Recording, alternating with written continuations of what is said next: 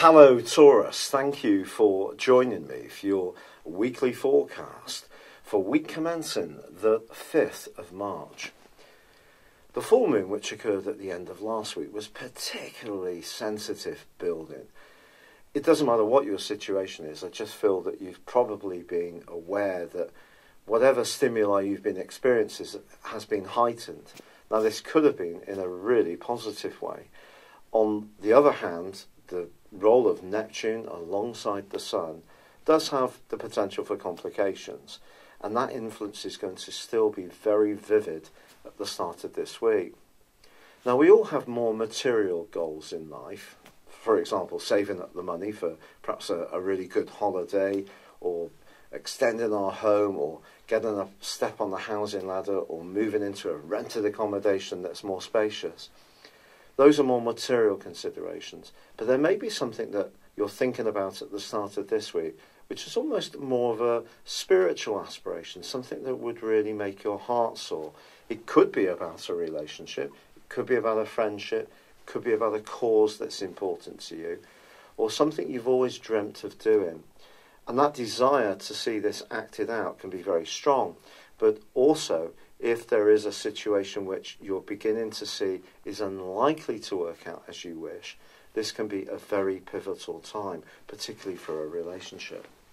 Part of the reason for this is that Mercury and Venus, and of course Venus being your guide planet, move into more sheltered locations on Tuesday and Wednesday.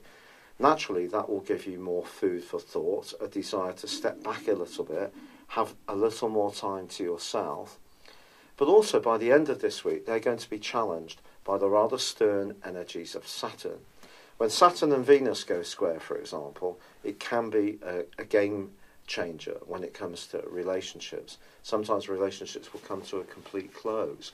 When Mercury and Saturn are in a right angle, it can mean that our desire to do our own thing, Mercury in Aries, is challenged by the orthodox of Saturn in its home zone of Capricorn.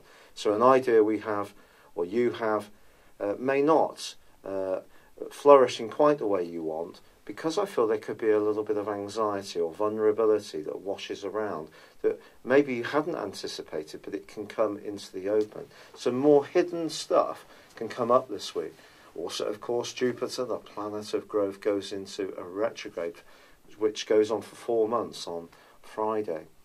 Jupiter in your sector of relating has made you optimistic about what's possible for 2018, quite rightly. But Jupiter can also inflate our expectations, as can this conjunction between the Sun and Neptune.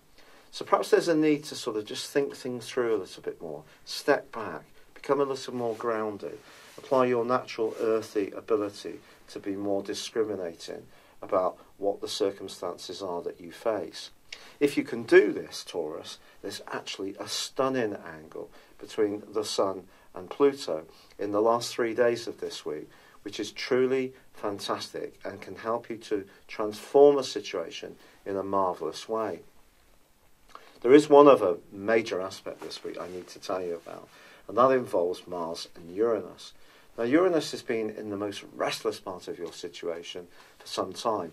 By mid-May, it's actually going to move into your sign, where it will be until early November. Then it will switch back into Aries. So something you have felt restless about, even if it's been hard to pinpoint, I think is going to become more of an issue in these coming months, where you're going to be wanting to actually demonstrate in practical terms a need for greater personal freedom, or to be more authentic about the person you really are, and not quite play by the rules that other people might expect of you.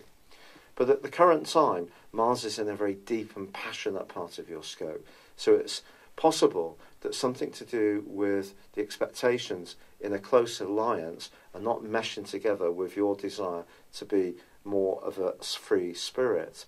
I think that definitely can come up this week. But then if you create some new pursuits or interests which give you a little bit more liberty, that could be a very positive interaction for you.